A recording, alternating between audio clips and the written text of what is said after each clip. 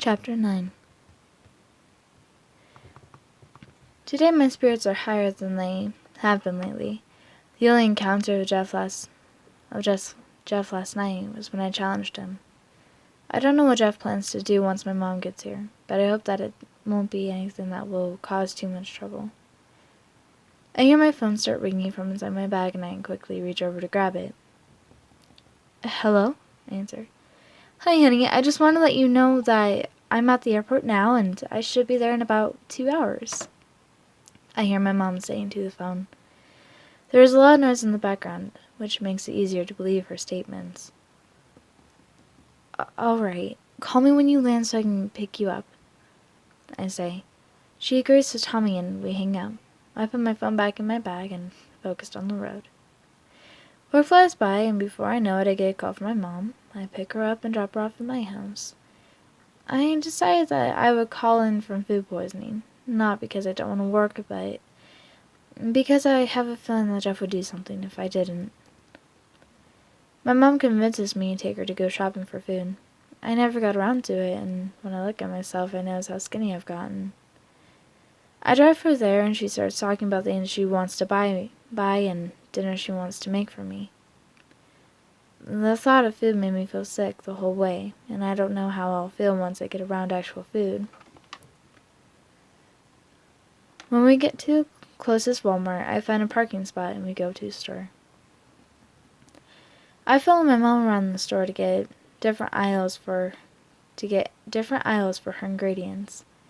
My mom mentioned my face being pale, but I told her it was probably from some stress. The feeling of me being sick didn't go away, and it didn't help that I thought I was seeing Jeff everywhere. I think my mom noticed and suggested that we go home for now. I paid for the food, and we went back to the car.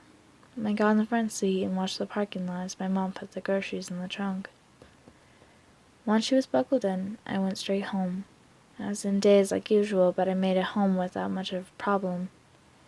When we go home, it's about 1 in the afternoon and I check the house like usual. My mom gives me a worried look as I search everywhere. Tara, are you alright? She asked, when I finally calmed down. I nod and watch her put away the food. She makes me coffee and I look at the glass back door. The grass was slightly yellow from lack of watering. There was a single tree in my backyard that seemed to be doing fine though. There were patches of mud where the grass wasn't growing and there was a dead field to the area. My mom placed a coffee mug in front of me and I smiled. I grabbed the cup and quietly sipped on it as she made herself a cup. My mom was always like this when she came over. She didn't care when I told her not to. She always insisted that she take care of me. She sat in front of me when she made her coffee. Tara. Sorry. Tara, you seem obviously. Are you alright? She asked. I set down my mug and looked at her. I'm fine. I just don't have I don't have a lot to think about lately, it seems. I replied. She raised an eyebrow and gave me a suspicious smile. That's not usually you, she said. I nodded and smiled. I know, but the last event still has me a bit shaken. I reassured her. She gave me a sweet smile and took a sip from her coffee. At least you're okay. If you had been killed, I don't know how I would go on, she said, looking at me. I smiled shyly and looked out the back door again. I'm perfectly fine, so you don't have anything to worry about, I say, trying to convince her I'm fine. She smiles happily and stands up. Well, go wash up a bit and I'll start making lunch, she ordered, as she stood up. I got up from the seat and went to the bathroom, and I took a deep breath and grabbed a washcloth from my bedroom. I went to my bathroom and got the cloth wet, and gently washed my face and hands. I turned off the faucet, and a scream made its way into the room. Although it was faint, I knew exactly who it was. I ran out of the bathroom and ran towards the kitchen.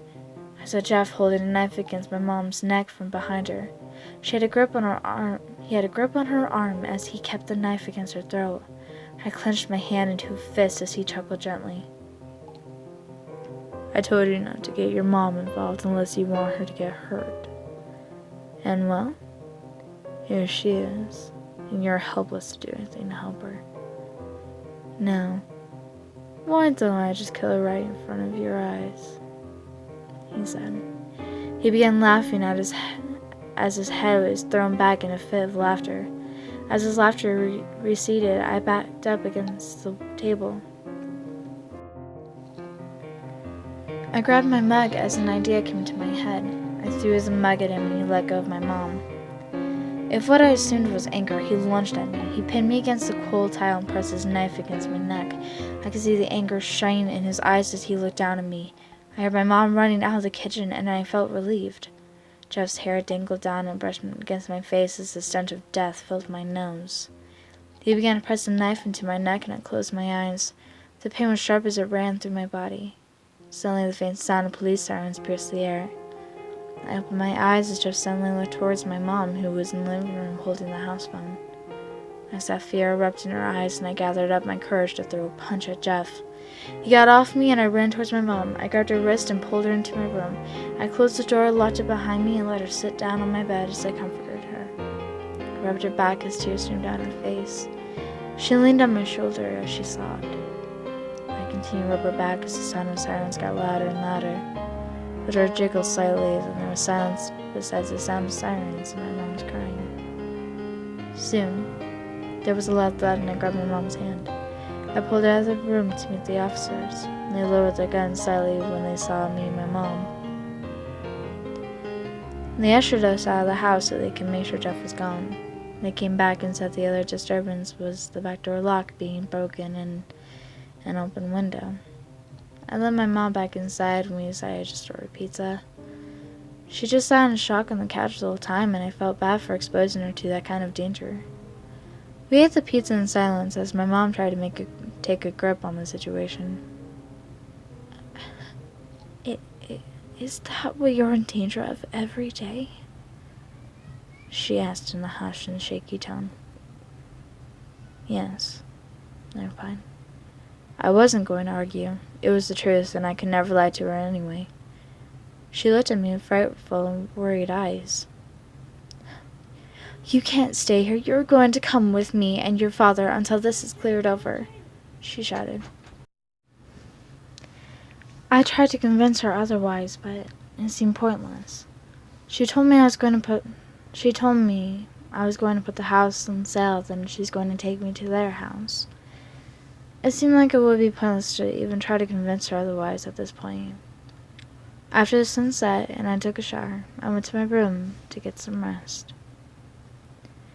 I found it hard to sleep as my mind ran different situations when my parents would get hurt, and ones where it would be because I moved in with them that they got hurt. I would be blamed, and I'm left to wonder why I couldn't convince my mom otherwise. At the same time, the situation where I'm left alone and Jeff finally kills me comes to mind. If I had won the argument. I sighed and closed my eyes. There would be no way on earth I would want my parents to get hurt. However, there is no way I'd be able to convince my mom that I would be safe here. Not after she just got attacked by Jeff. In the end, I couldn't sleep, and I ended up staying awake the whole time. Chapter 10. I couldn't convince my mom that I'd be safe here on my own. She's stubborn, so I don't think I would get anywhere with trying anymore. Even if I did try, she would yell and tell me it's for my safety, and then I would give in. I always tend to fall weak when my mom starts yelling. I guess it's a part of me that stayed from when I was a kid. It's not the best quality, but I won't die from it, so I don't see a problem. As I pack, I wonder how Jeff found out I was investigating him. I'd met up with that one girl, but anyone around town would assume she was a friend or co-worker, and I don't remember seeing anyone that looked suspicious around before he kidnapped me. I rubbed the back of my head and let out a sigh. I don't think I'm going to get anywhere right now. I zipped closed my suitcase and grabbed a small bag out of my closet. I went to the bathroom to gather some stuff from there that I would need. I looked into the now slightly red mirror, and I saw a shower curtain blocking view of the shower. I quickly began suspicious and began to approach the curtain. I quickly pulled open the curtain, only to reveal a dripping shower head. I let out a sigh and grabbed what I needed from the bathroom. I packed everything I wanted to bring with me, including my journal. After I was finished, I carried my stuff out into the living room and sat next to my mom on the couch. I quietly watched the news in sort of a daze. It was about the usual, a murder or two. It's absolutely horrible that murders are the usual news, but ever since Jeff came here, it's all that's been on. It still makes me wonder why he just hasn't killed me yet. I'm probably the reason he's still here, and if he wants to kill me, he could kill me anytime he wanted to. There aren't any police in my neighborhood to stop him, yet he's killing other people instead of me. It strikes me with curiosity and questions normal people don't normally think of.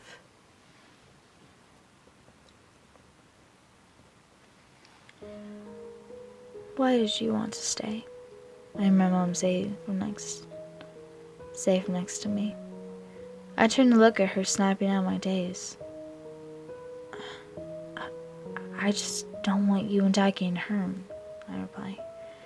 She smiled at me and gently put a hand over mine. Honey, we're your parents. We're supposed to protect you no matter what. And I don't care if you're an adult, you're still my baby, she said, pulling a shaky smile. I can tell that she's still a bit shaken, and I just want to get her away from harm. I take in a deep breath and smile back at her.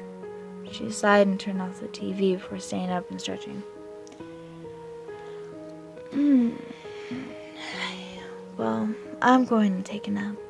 Scream if anything happens, she said. I smiled and nodded, reassuring her tired spirit. I leaned back against the couch as I watched her disappear down the hallway. I closed my eyes and nearly jumped out of my seat when I heard a soft thud coming from the kitchen.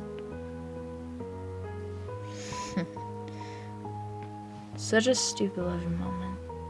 Utterly disgusting, I heard a deep voice say. I opened my eyes and looked towards the kitchen doorway. I saw Jeff leaning against the doorframe, looking towards the hallway with disgust. I glared at him and he took account of my presence.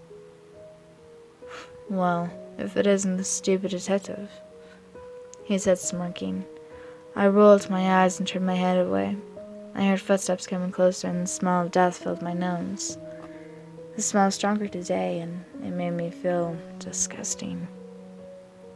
I got up from the couch as Jeff neared it. I walked away and looked over my shoulder, watching as he sat down in the arm of my couch. I glared at him, probably getting that terrible stink on my couch. He pulled his knife out of his pocket and began twirling it as he watched me. I turned around and an idea sprang in my head. I decided to see what kind of reactions I could get out of him.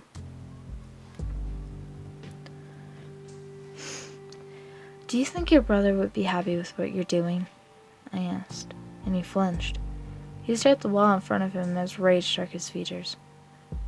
Don't you dare talk about him, he spat. I smiled inside. I was happy with the reaction. It was about time that his sanity got played with for once. Why shouldn't I talk about him? You killed him, I argued with him. I watched as he stopped twirling his knife and he slowly adjusted his stare to me. I said, don't talk about him, he said, his voice harsh with anger. He was clenching his jaw and his fist tightly as we exchanged glares. Well, if he's that important, why did you kill him? I said, prying on the current subject. I watched as he looked back at the wall and it seemed like he was trying to channel his anger. If you're angry, then just kill me. Isn't it your goal anyway? For me to die? I cried, and his head shot back to look at me. Shut up! He yelled, gripping his knife ever tighter. I shrugged and looked out one of the windows. I was practically giggling inside. He cared for the brother he killed in cold blood? It seems rare or not possible. He got so angry and I don't even know the guy's name. I heard a soft thud and looked back over the couch. I frowned as I caught sight on Jeff laying on my couch, spreading his filth. I crossed my arms and watched his expression. It was soft, and he looked almost peaceful. I almost thought he died for whatever reason. He looked at me and shot me a glare. "You look like you're studying an animal," he commented. I raised an eyebrow and gave him a half-hearted smile. "Well, I believe I'm looking at one," I said. He looked away and continued staring at the ceiling. I started tapping my foot. "Get off my couch," I said, tired of seeing him making my couch stink. He smirked and looked my way.